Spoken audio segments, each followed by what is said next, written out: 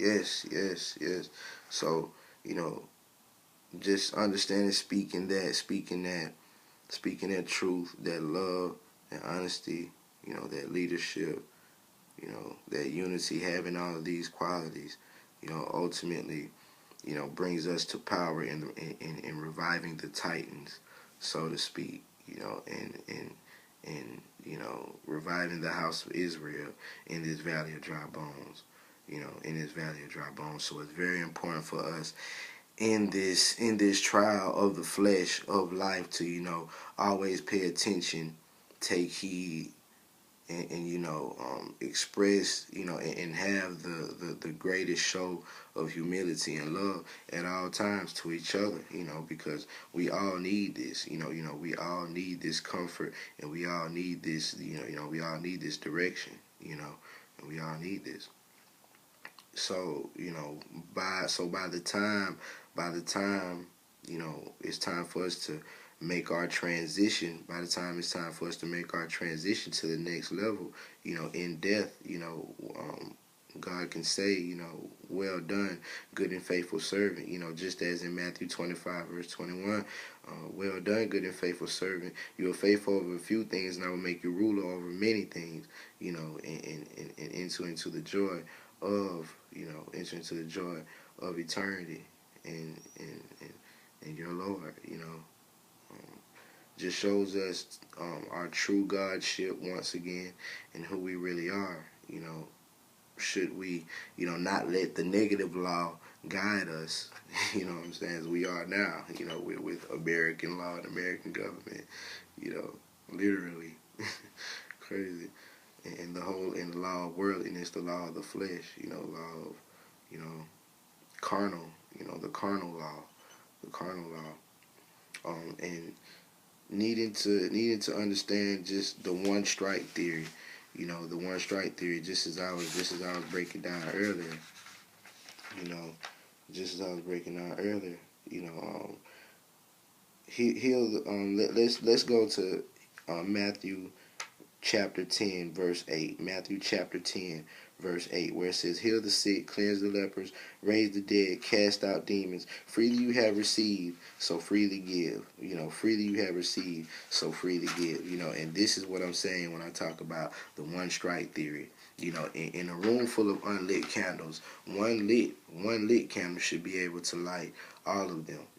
So ultimately, it's the power of one, and it's the power of you. Power of you, the power of me, the power of our children, the power of everyone on the planet. This one candle, in a room full of unlit candles, because ultimately, we shouldn't have to use the lighter 100 times. You know what I'm saying? And this is another thing for us to know that what's ours, our ideas, our knowledge, anything that we have, of any of our gifts, period, any of our gifts and talents are truly powers, and they're not ours to hoard. They're not ours to keep to ourselves. They're ours to share, and they're ours to build. They're all of ours. They're ours to share, and they're ours to build to the greatest capacity. A real working man shouldn't have to pack light. A real working man shouldn't have to pack. A real working man shouldn't have to pack heavy. You know what I'm saying? A true working man shouldn't have to pack heavy. He can pack light. In Matthew chapter 10, verse 14, that's why I say, I apologize to the little church I was going to, trying to, bring people up to speed, and get people out the emotional babbage, and all this stuff that we're on, I truly apologize for that. And my verse dedicated to them, especially my verse dedicated to the whole church, is Matthew chapter 10, verse 14, and whoever will not receive you or hear your words when you depart from that house or city, shake off the dust from your feet, shake off the dust from your feet. It's nothing. assuredly I say it to you, it will be more tolerable for the land of Sodom and Gomorrah in the day of judgment for that city. So, you know, hey, I tried. I tried to come and help or whatever I could do or whatever I could bring. But my father really broke it down to me. My father broke it down to me, and it's really crazy, and it's really crazy but he broke it down to me, and he said you can't go on McDonald's and tell people that they food ain't nothing, man. You know what I'm saying? Tell people that they food ain't nothing. He was like, them people know something wrong with their food in McDonald's, man. He was like, them people know something, you know what I'm saying? Just like them people in the church know something is wrong, but they don't want to hear that, you know. Nah, nobody's to say you're wrong for walking in McDonald's and saying, man, this some bullshit food, But daggone well, these people do not want to hear that shit. They eating this food.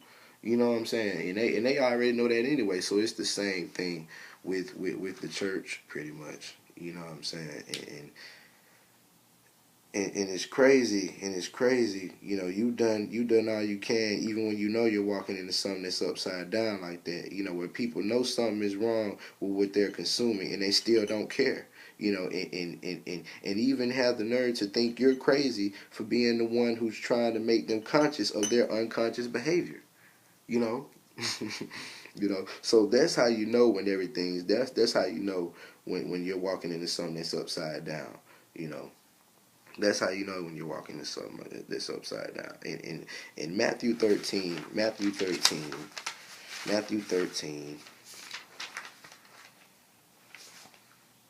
verse 57 through 58,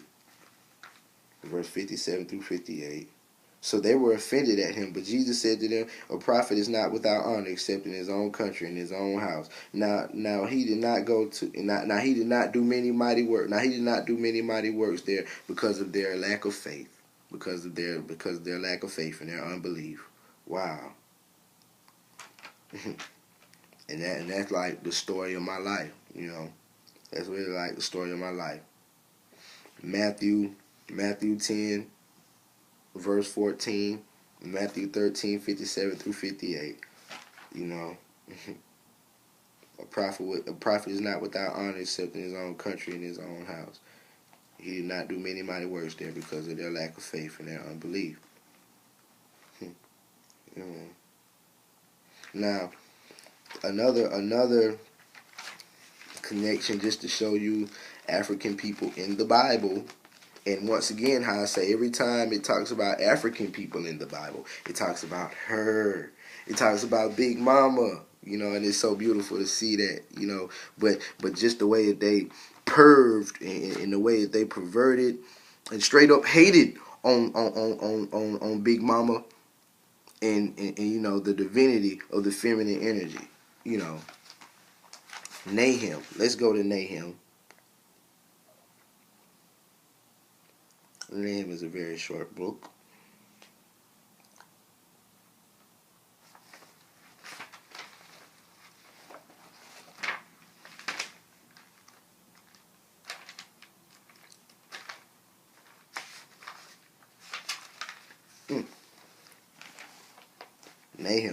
Nahum chapter 3, verse 9.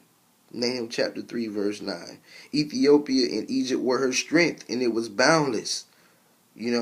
Were her strength, and it was boundless. But let's keep going. Yet she was carried away. She went into captivity. Yet she was carried away. She went into captivity. Her young children were dashed into pieces at the head of every street. They cast lots for her honorable men. And all her great men were bound in chains. You also will be drunk. You will be hidden. You will seek refuge from the enemy. All your strongholds are fig trees with ripened figs. If they are shaken, they fall into the mouth of the eater. Surely your people in the midst are women. Surely your people in your midst are women. The gates of your land are wide open for your enemies. Fire shall devour the bars of your gates. Yep. There you have it, man.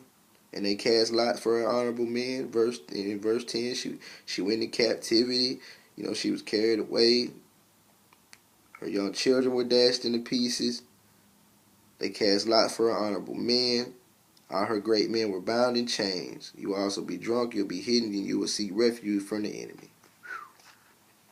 Yeah. Ethiopia and Egypt were her strength, and it was boundless. Do you hear that? Ethiopia and Egypt were her strength, and it was boundless. You know, African people. You know, African people. Awesome.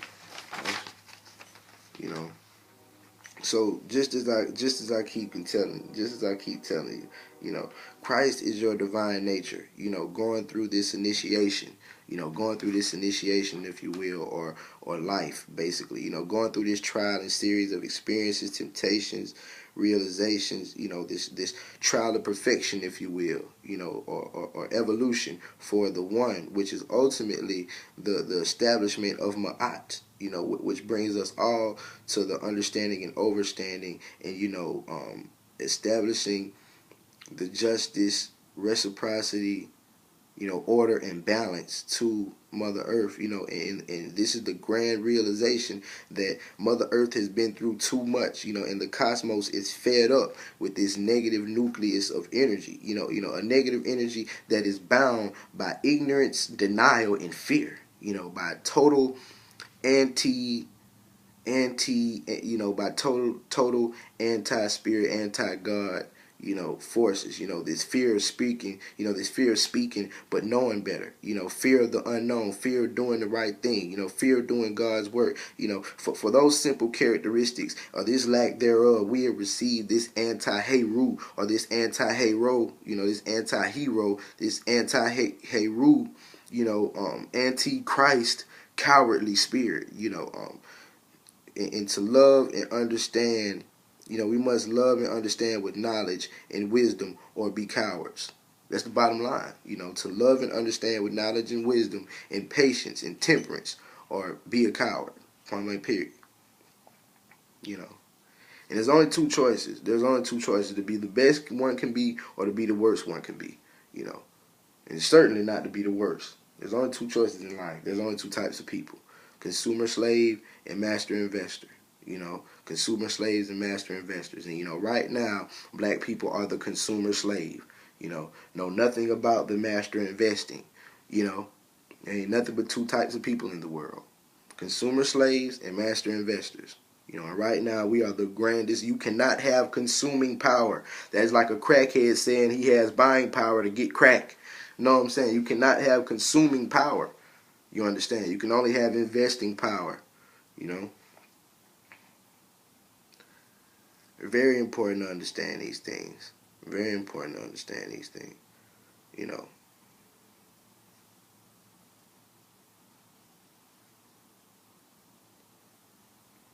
Now, I think we're gonna say the Elijah breakdown. We're gonna say the Elijah breakdown.